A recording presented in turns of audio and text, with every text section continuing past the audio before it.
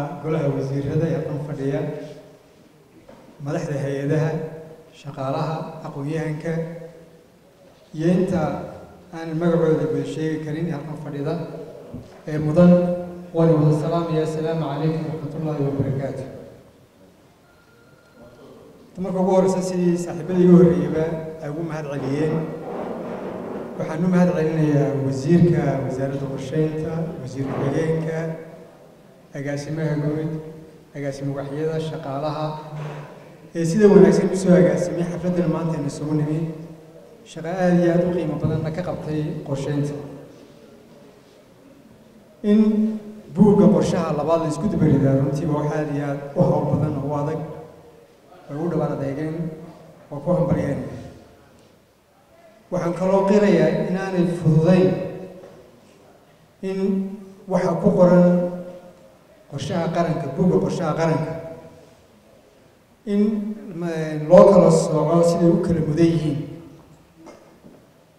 in mudnaanta shay la siiyo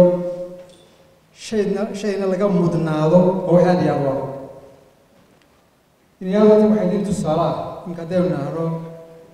maxaan inoo mudnayn balliiskaree waxaan inoo mudnayn waa adagti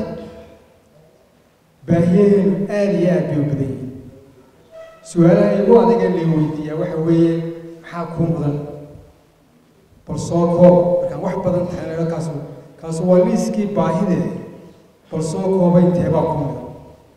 markaa runtii way kugu adkaanaysa inaad wax ka tagto maxaad ka tegi kadib waa wada mudan yihin malaa waxaa ka fududaan lahayd ba in la yidhaahdo maxaa khatar idinku haya jiritaankiina qarannimadiina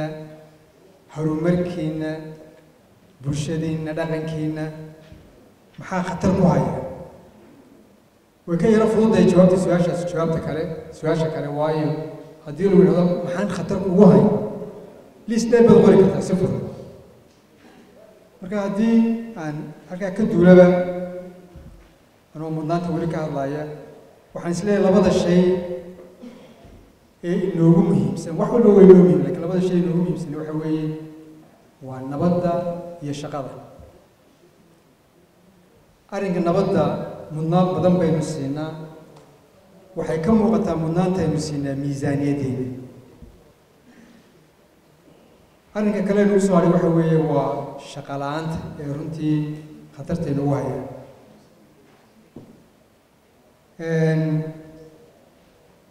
si shaqo loo helo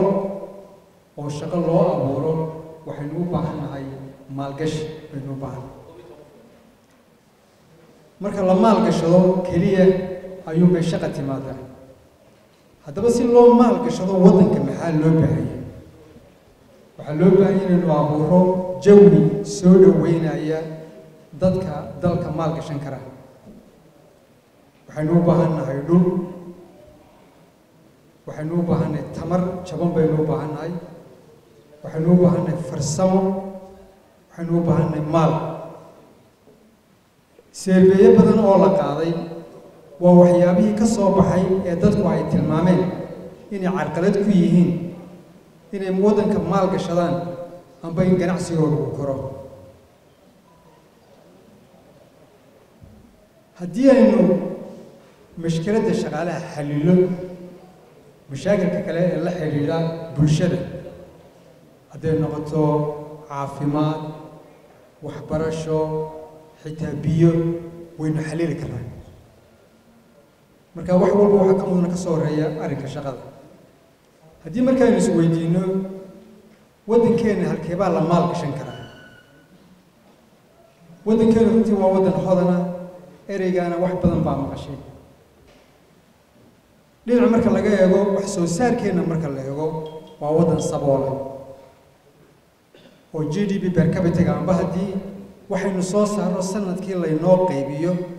wax natiijada ka soo baxdaa haddii aynu eegno caalamka halka u dambaysa baynu ka gelaynaa marka xagga wax soo saarka sabool baynu ka nahay laakiin xagga hantida saboolka ma nahay dadkeenu waa dal yar waddankeenuna waa waddan ballaadhan hadday noqoto xagga beeraha waxaa laga yaabaa ilaa 300,000 oo hektar in waddankeena la beeran karo halka maanta laga beerto bal laga yaabo 50,000 oo hektar oo kaliya oo waddan ay biyuhu ku yar yihiin laakiin taa micnaheedu ma aha inaan waxba beeran karin wax badan baynu beeran karnaa xeebta marka laga soo bilaabo ilaa hawdka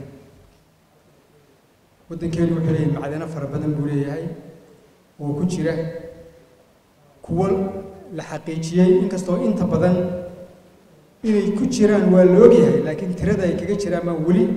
aan la helin oo inooga baahan runtii cilmi baaris laakiin waa xaqiiq weeye imika haddaad eegto waxyaabahaynu dhoofino halkaas kaaga soo baxayaan runtii sawirka fursadaha maalgashigu waxaa ugu horeeya xoolaha waxaa ku xiga haragga waxaa ku xiga beeyada kalluunka بريها دبي وحكو جري معدنتي حتى ذهب وين ودفنا هبا يراتي وين ودفنا عيدا كلنا وين ودفنا مركا وسط الصالح إن ودن كانوا ليه خيرات فرا بدنا حق معدنتها سيدو كلا ودن كانوا ليه فرصة فرا بدن أو إندستري أينو إندستري هم تكو أبور كرب حبوا بصور هي مثلا تاسيبر كوا كلا بصور رئيسا ووحي لغا سمين لها يميشي يالان iyo waxaynu macdan leenahay oo dhan ee warshada laga abuuri kara process kareeya